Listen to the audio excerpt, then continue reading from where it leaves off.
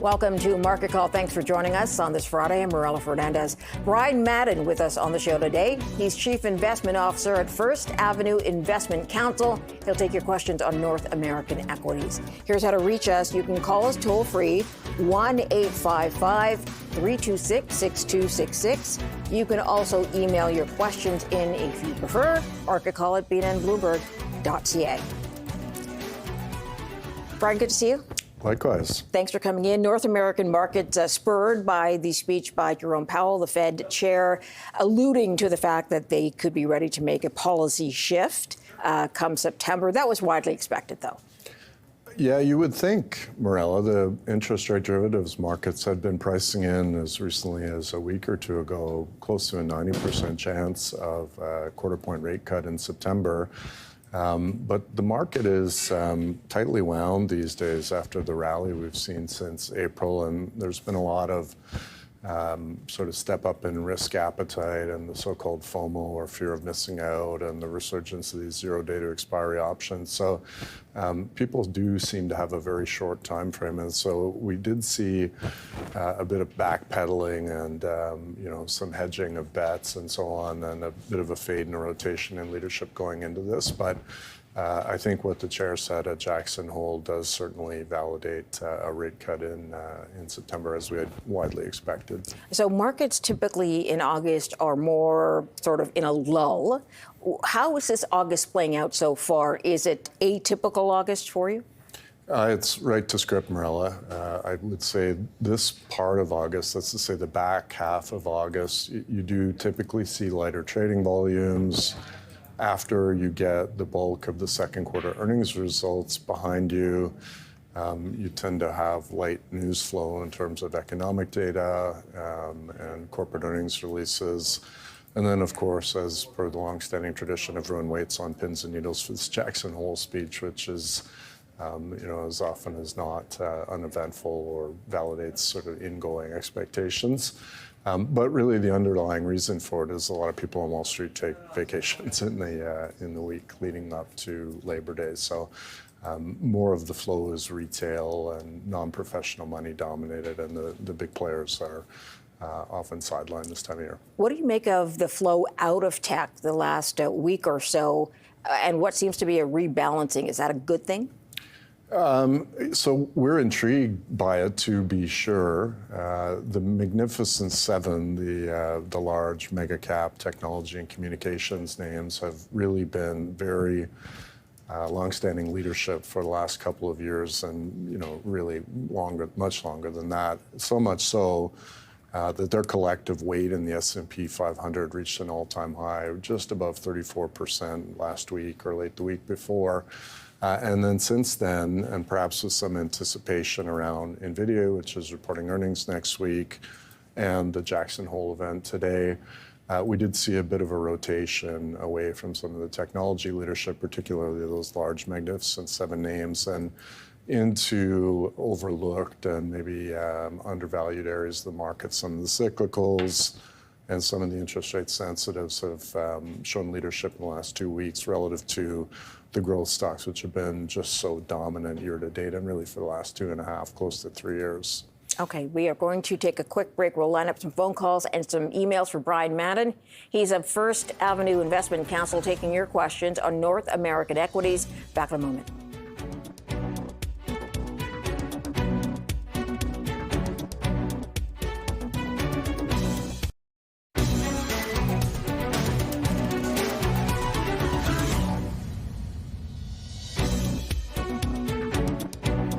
Welcome back. We are going to start with an email from Marty, who says, I would like to know what to do with my CGI stocks. Is it time to sell, or should I buy more? We'll pull up CGI in a moment. What are your thoughts about CGI? Yeah, thank you very much for the question, Marty. We don't own CGI ourselves, but certainly do follow it, quite familiar. For those who don't know it, it's an IT outsourcing business process outsourcing and systems integration company. It is family controlled via multi-voting shares. The Godin family, Serge, the founder, Julie, the daughter, are involved in that company on the board and in management roles. This whole sector has really been for sale for basically the year-to-date period. That's to say the IT consulting firms, so your Capgeminis, your Accentures, your CGIs. And I think it's sort of part of this rotation that we talked about earlier. People are wanting to own the leading edge technology names. This is not leading edge technology. This is sort of, quote, air quotes, old tech. So it's not got the sizzle and the sexiness of some of the AI plays.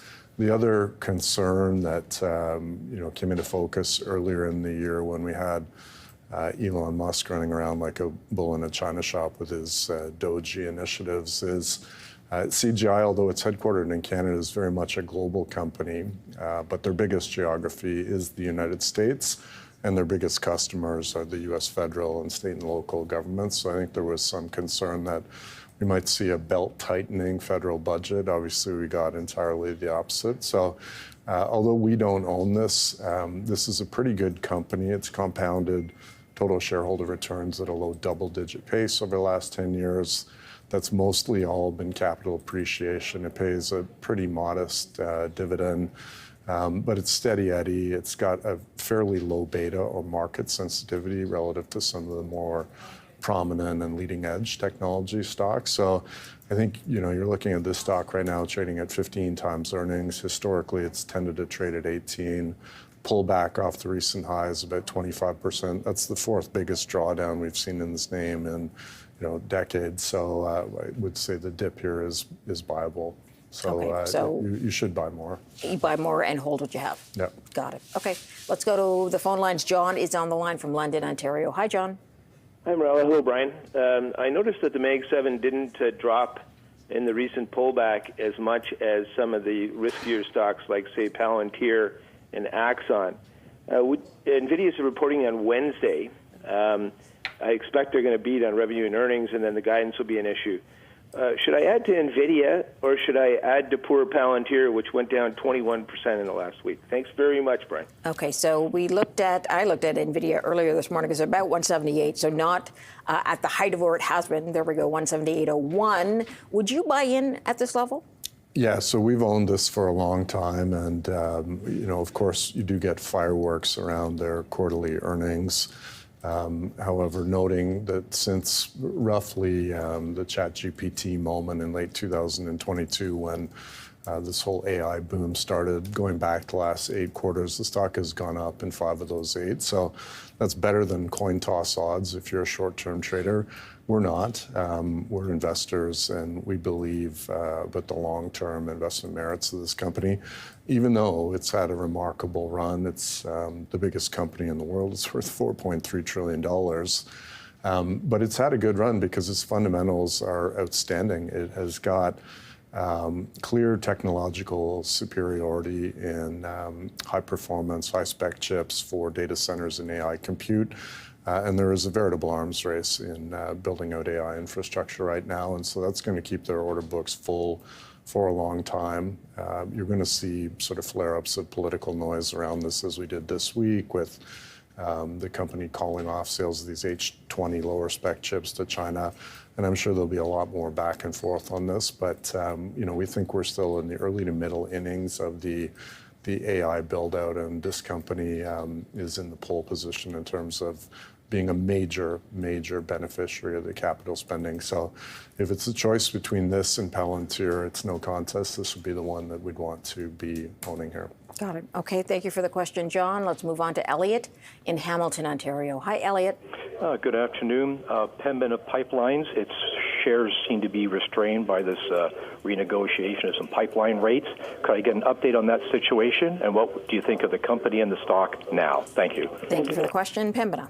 Yeah, great. Thanks for the question, Elliot. So we don't own Pembina, but it is a massive pipeline and midstream energy company with, about 55 or 60% of the business reliant on revenues from pipelines. I think they've got about 2.7 million barrels a day of pipeline capacity between conventional and heavy oil. And then the other big part of the business is gas processing and fractionation plants and storage terminals and so on.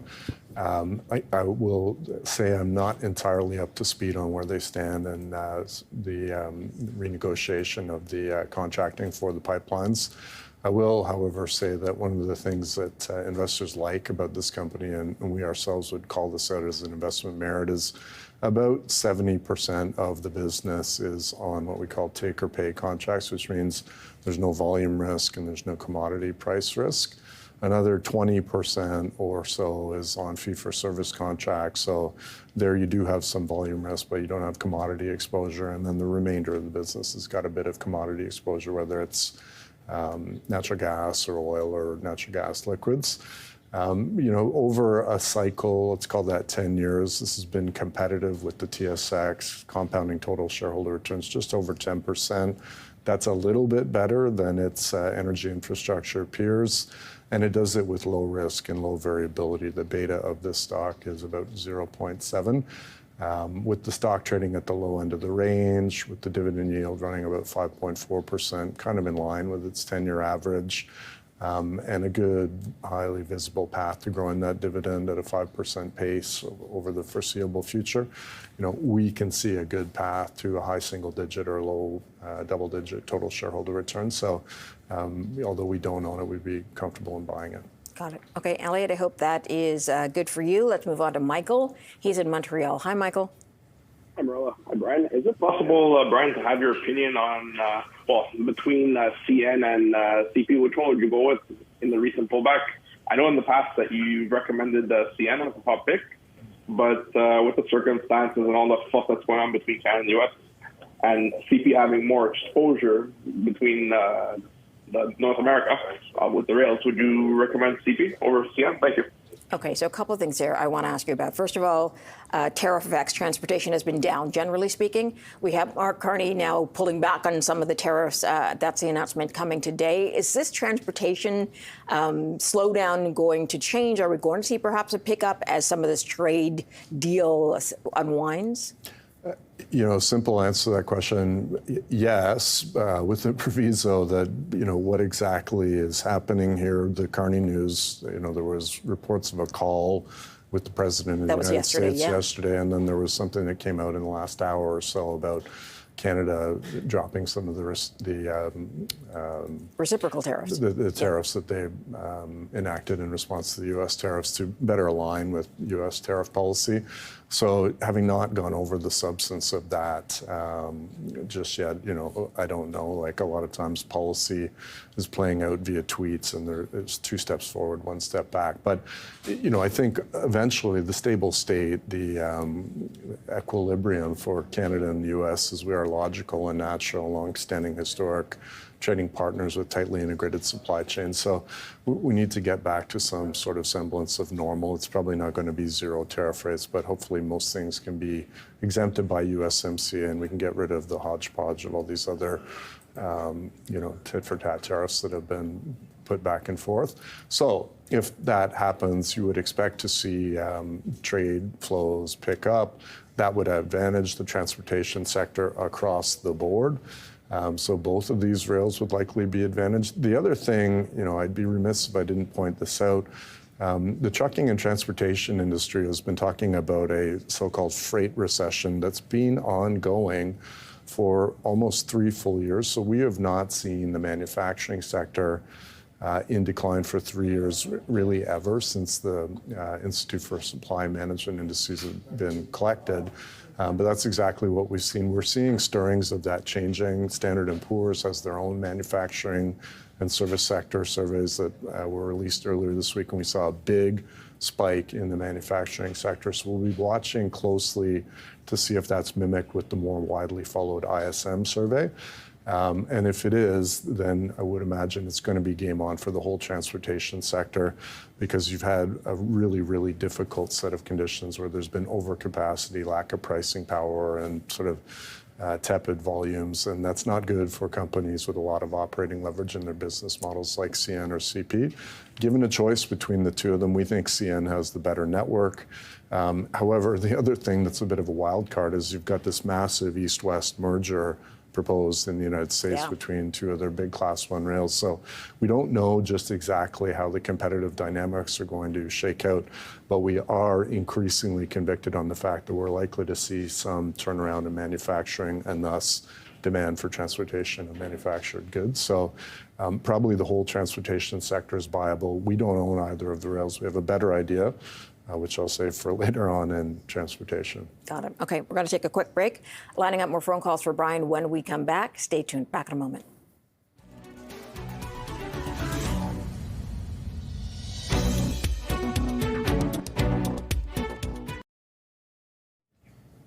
Welcome back. Thanks for joining us here on Market Call. Brian Madden with us today. We want to give you an update from the Prime Minister, Mark Carney. He's been talking about trade for the last little while, and Ottawa saying it's going to follow with what the U.S. has done, which is drop tariffs on anything that is under CUSMA, which we know the U.S. has moved to some time ago. That was, of course, after Mark Carney and Donald Trump spoke yesterday by phone. They had a discussion that did include talking about the trade challenges. So once again, Canada will match the removal of tariffs under CUSMA, and all of this takes effect September 1st. Okay, let's go back to the phone lines. Paul is on the line. He's calling from Prince George today. Hi, Paul. Hi, thanks for taking my call. I've owned Constellation Software now for about 15 years, courtesy of market call guest Jason Donville. Recently, it's kind of, I guess we'd call, stumbled. And I'm thinking it's to do with artificial intelligence hype. What are your thoughts? Okay, thank you for the question, Constellation Software. I love that guest, remember, from 15 years ago, who gave them a piece of advice to buy stock. So Constellation Software, what are you thinking? Well, I concur. That is, to your credit, Paul, giving credit where credit is due. And credit is certainly due to you for having the, as crypto folks like to say, the diamond hands to hodl or hold on for dear life. This incredibly successful company, which is up, tens of thousands of % since its IPO in 2006. So you got in early on that. We own this. We've owned it for years. We have the utmost confidence in the management team and in the business model. This is ostensibly a software company, but really it's more like a software-focused private equity shop masquerading as a publicly traded software company, because they are a serial consolidator of the very fragmented vertical market software space. And so they're able to buy companies usually from the founders or mom and pops and roll them into a bigger entity and generally give the operators A, liquidity, but B, freedom to operate as they see fit, but equip them with some step up in professionalism and procurement and so on, shared services. And it's worked really, really, really well and compounded value for shareholders massively over time. So they reported their results, as is their habit. They don't like fanfare. They don't have much analyst following. They don't host conference calls. They don't do road shows. They just kind of put their head down and do their thing, and they report the results usually after the markets close on a Friday afternoon. They did so a couple of weeks ago. We thought the results were good. I would say if there was any fly in the ointment, it is that they're behind their target, which, and I hope I don't misstate this, but I think their target is to close $2 billion a year in merger and acquisition activity. And they're a little bit behind the pace that they've set out for themselves this year. I think there might be some credence to your thesis that this is getting lost in the shuffle of all the sizzlier, sexier, leading edge tech, the AI-driven stories, because this is not really that. This is mission critical enterprise market software. And for viewers who don't know, vertical market software is something that's unique to an industry. So you might use it to run a veterinary clinic or a daycare or a golf course or something. But it doesn't have broad horizontal applications across the economy like spreadsheets or word processing or PowerPoint and that sort of thing. So its organic growth rate is low. And of course, all the sizzle and hype around AI, where the growth rates are high double digits or, in some cases higher than that, oftentimes money will flow from one story to another. But the enduring story of this one is it's a massive shareholder value creator through this roll-up story and serial consolidation. So we continue to be long and strong on this and not unduly concerned by the recent pullback. Got it. Okay, let's go to Peter on the phone line. He's in Calgary today. Hi, Peter. Peter, are you there? Okay, I think we lost Peter, but he had a question about Scotiabank. And where are you in financial Scotiabank in particular? We don't own this bank. It has bounced back like all the banks have off of the Liberation Day lows. But, we're a high conviction active manager, Morella. We run a dividend growers mandate. We run a momentum mandate. We own 3 of the Canadian banks and a U.S. bank in our dividend growers mandate because, not surprisingly, the banks are very reliable dividend growers. Scotia is the least reliable among them and has really struggled with their business model. Now, to be fair to the current management team, this was not the team that was the architect of their woes. That was done under prior generations of leadership. And the story and the promise here was always that we're going to build a big and leading footprint in Latam and Mexico and down in South America.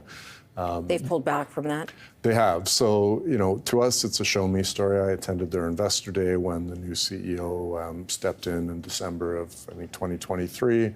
We heard them out, look good on paper, but the devil's in the details and the proof is in the execution. And so far, it's not evident that this is any more compelling than the 3 Canadian banks we do own and like better.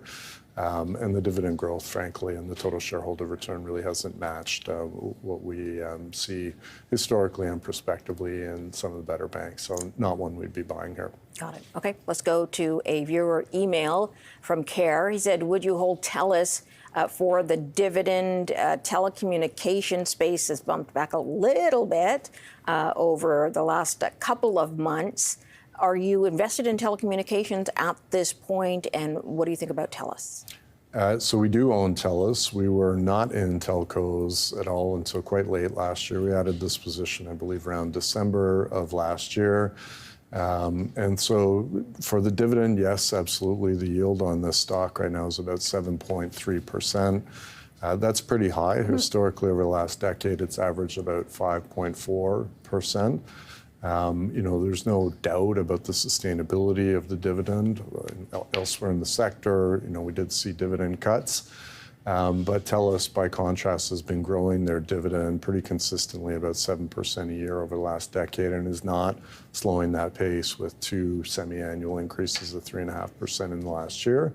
And so we also think all of the telcos are going to see easier earnings comparisons as they lap the effects of this price war that they, in our assessment, foolishly started with one another to no one's advantage other than the Canadian public, who benefited from lower prices. But they all might have traded some market share, but really all that happened was they eroded the whole industry profit pool. So that's now in the rearview mirror. The prices aren't going any lower. So if you haven't locked in your mobile plan, you should do so now, because we're not likely to see deeper cuts. And then with Telus in particular, we think their competition is distracted. The 2 big players are integrating recent acquisitions. And we also see a nice and growing, it's small, but growing portfolio of non-telecom businesses within Telus that have faster organic growth rates than the mature phone and internet business. So in Telus, that's Telus Health. There's a home and business security entity. There's LifeWorks, which is the old Morneau Chappelle pension and group benefits consulting. And then finally, the icing on the cake here is there's a couple of Telus-specific catalysts that we think are unpriced in the stock, namely the old copper-laden switching centers, where an operator would take those plugs and wires and connect calls. They don't need them anymore. All the telecom infrastructure is fiber now. So they've got $3 billion worth of surplus urban real estate that they want to monetize and repurpose into high-density urban housing. The country needs that, and that's probably a higher and better use for that real estate. And then on top of that, they think there's $1 billion just worth of copper. I was going to say, there's a copper investment there, right, which could be valuable. Yeah, so those are all fundamental stories. And then the big macro picture underpinning it is, sometimes people think of telcos as bond proxies. bonds were pretty competitive with dividend-paying equities a few years ago when you could get, 5.5% rolling over a GIC and sometimes more than that on a good quality bond. That's no longer the case. Your bonds are yielding 4%, your GICs 3.25%. So Telus with a 7+% yield and growing looks very compelling, and we like the way the chart's starting to perk up here. In fact, I named it as a top pick last time I was on the show in July. Got it. Okay, we are going to take a quick break. We'll have a look at Brian's past picks when we come back. Stay tuned.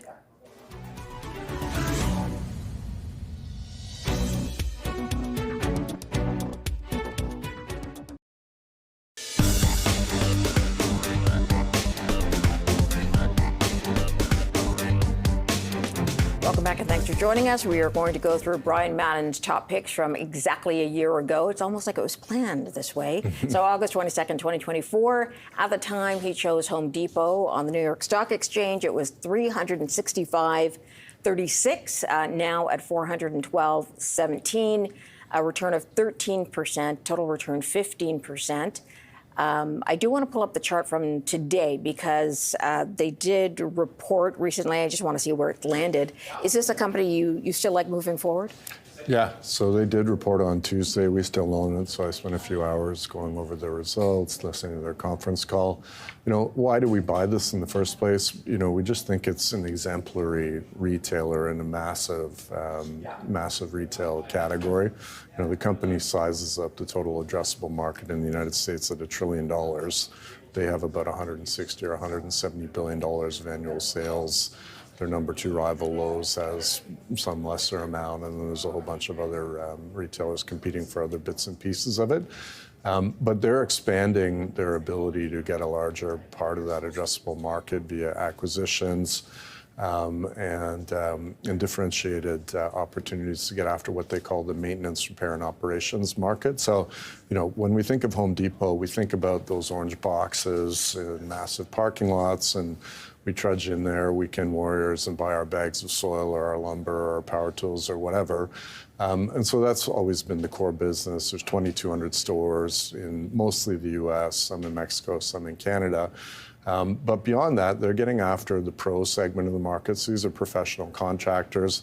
And their ability to competently and reliably and rapidly serve these pros is getting better and better and better with same-day delivery. They now extend credit to trade professionals, and they're really getting more market share in these complex multi-trade jobs.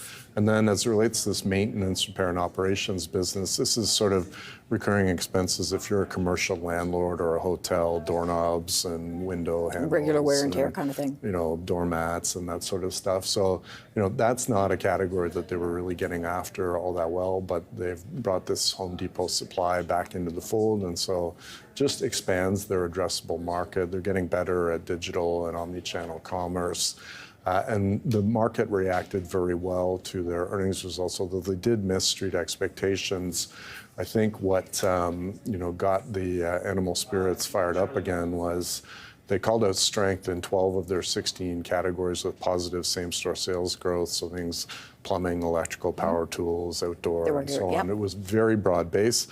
And then most encouragingly, we saw a meaningful acceleration in same-store sales growth sequentially through the quarter from May to June, which are pretty tepid in terms of same-store growth, and then a major acceleration to 3.3% in July, which starts this coming quarter off on a strong footing. So we like and continue to own this one, and it's just been a great shareholder value creator over decades. Okay, let's get to Uber, which is your next one on the New York Stock Exchange, 73.31 at 96.08 currently.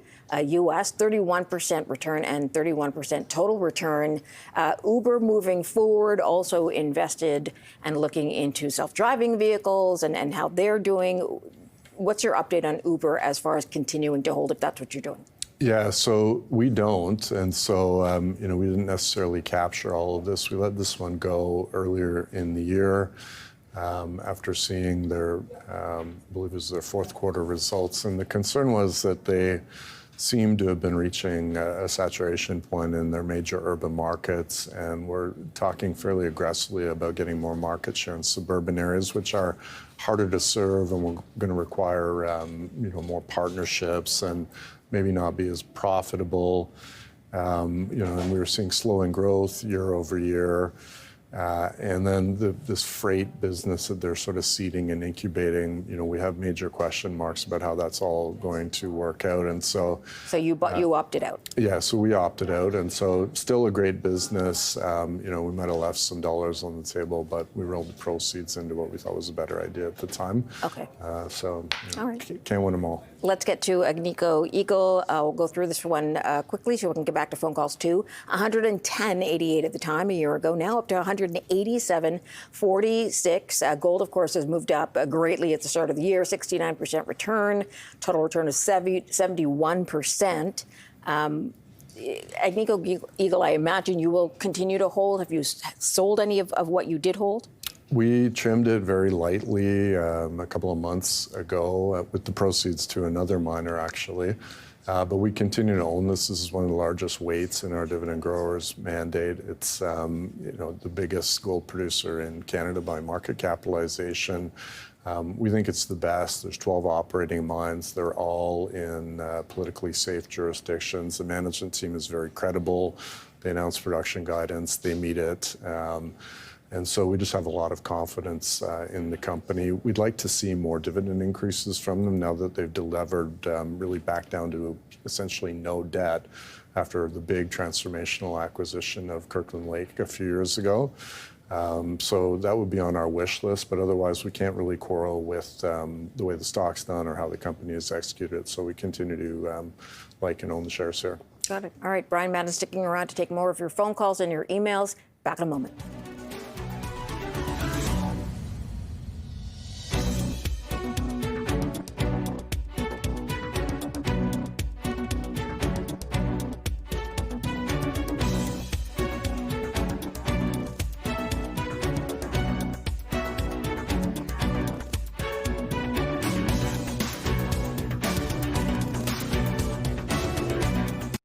Welcome back. Thanks for joining us. Let's go to Tammy. She is calling on the line. She's in St. Albert. Hi, Tammy.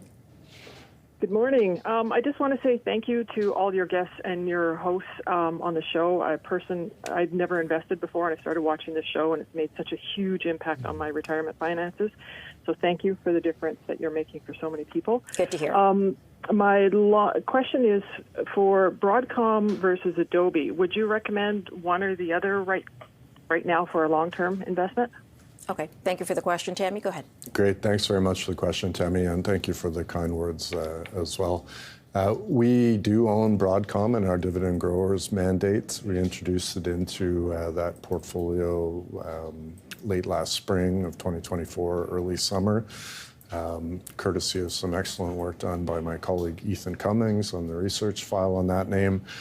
We had owned Nvidia, which is the granddaddy of all the semiconductor and AI chip makers in our momentum mandate for much longer. But in technology, it's difficult to find companies that are really committed to paying meaningful dividends. So Broadcom is one such company. It has a dividend that's increased it at a good pace for 7 or 8 years. And so that matters to us, capital allocation. That doesn't preclude them from investing in organic growth. In fact, they have very compelling organic growth. We expect their earnings are going to grow probably close to a 20% pace, and likely the dividend commensurately as well over the coming 3 years. And our view was that it was likely to play catch up to the one whose shadow was sort of darkened under for so long, which is Nvidia.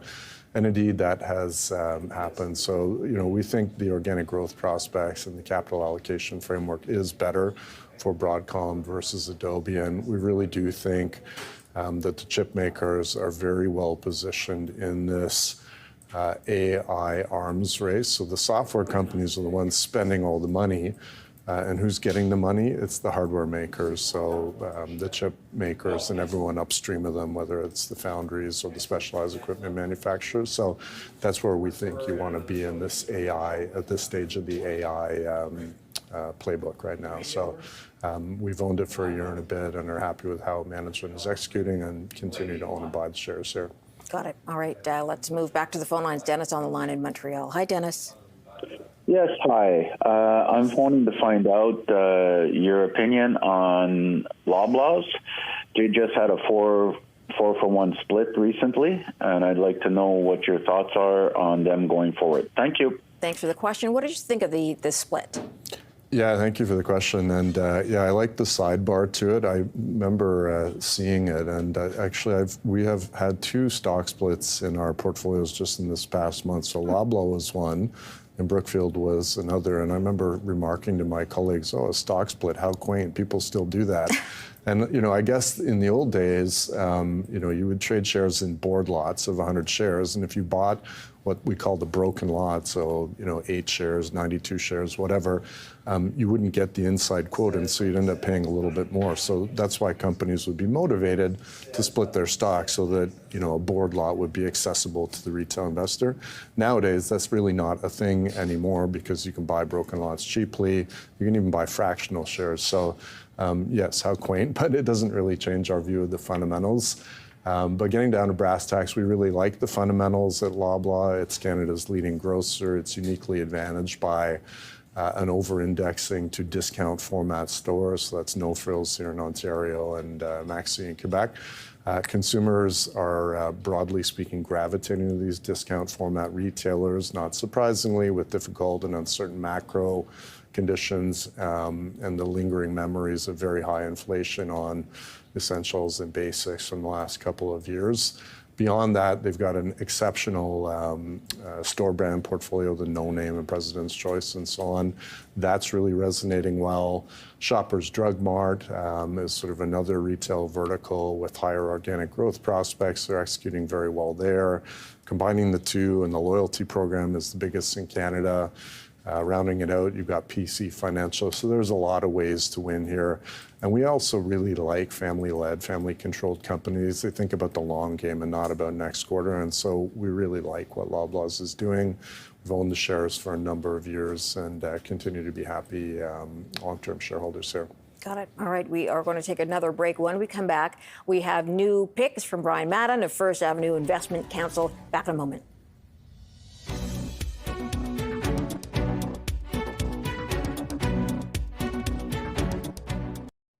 Welcome back. Thanks for joining us. Let's go to the phone lines. Joe has been holding on the line in Montreal. Hi, Joe.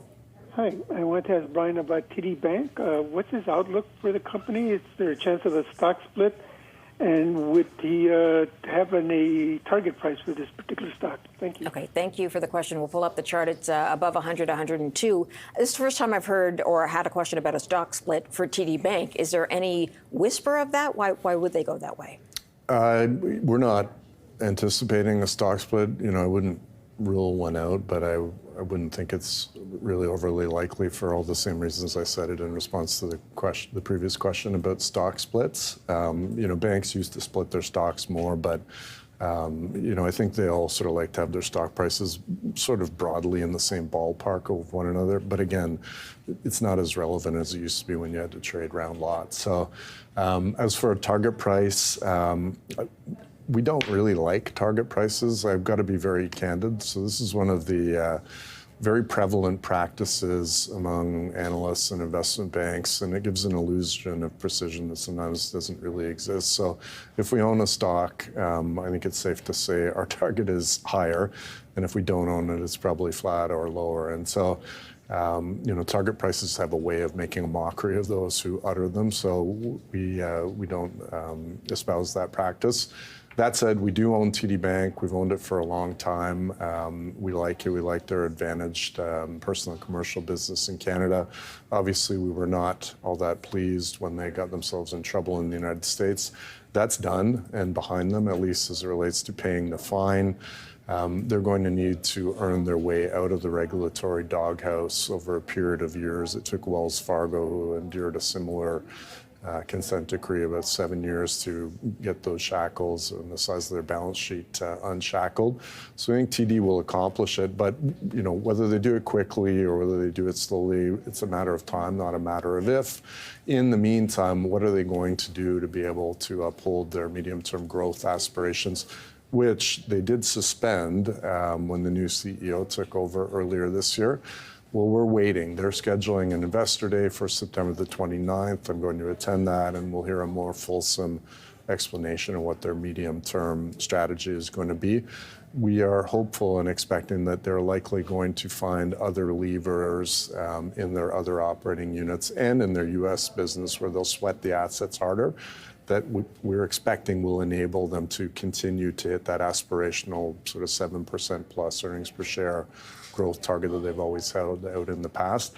I will say we did take partial profits in this name about 2 months ago after it had massively re-rated. Okay. And we had added to it in December, when it was really in the doghouse and deeply, deeply depressed. So remains a core part of the portfolio, though. Okay, let's go back to the phone lines then and get in one more caller. Kai is in Toronto. Hi, Kai.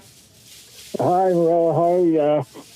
What's your question today? Happy Friday, and my question is on Costco. Brian, every time I go in, looks like a great business, but would it be a great stock to buy in the near term? Thank you very much for your expert analysis. Thank you for the question. Thanks, Kai.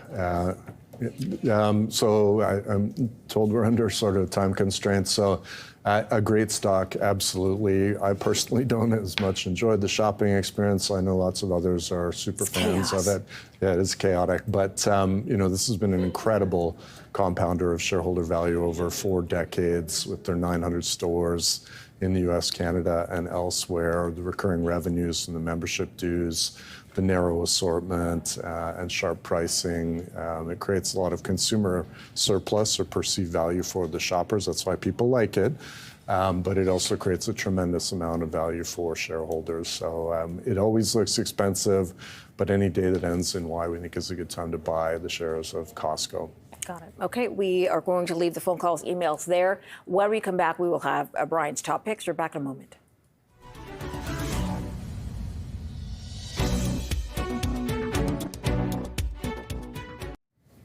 Welcome back. Time now for Brian Madden's top picks. He starts with Taiwan Semiconductor, TSM, on the New York Stock Exchange. Why do you like Taiwan? This is a new addition to our dividend growers mandate, Morella, just in the last few weeks. Great work done by my colleague Ian Chong, digging into this one. This is the world's leading, by far, foundry and wafer manufacturer. It is a Taiwanese company, but it trades in New York as an ADR. So it's not quite as visible as the likes of an Nvidia or Broadcom, but nevertheless, it is the best foundry in the world. It's one of only 3 foundries that can make sub-7 nanometer semiconductor chips. The others are Samsung and Intel. There's about 15 facilities in Taiwan, 1 or 2 in the States. They're building 5 more fabs in Arizona, as everybody else seems to be.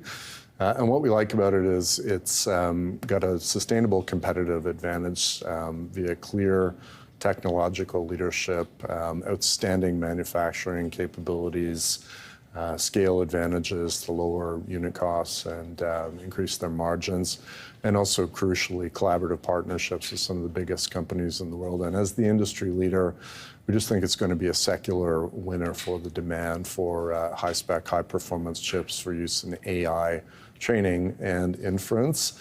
As I said earlier, it is difficult to find companies in the tech space that pay meaningful dividends. This one happens to have just such a commitment. It pays out about 35% of its earnings as a dividend. And we expect the earnings and the dividends to grow at 20% over the coming 3 years. All the while, the stock trades at only 17.5 times earnings. So great combination of value and growth there, we think. Got it. Okay, let's get to your next topic, which is Alamos Gold. I was saying you already are invested in Agnico, but you like Alamos as well.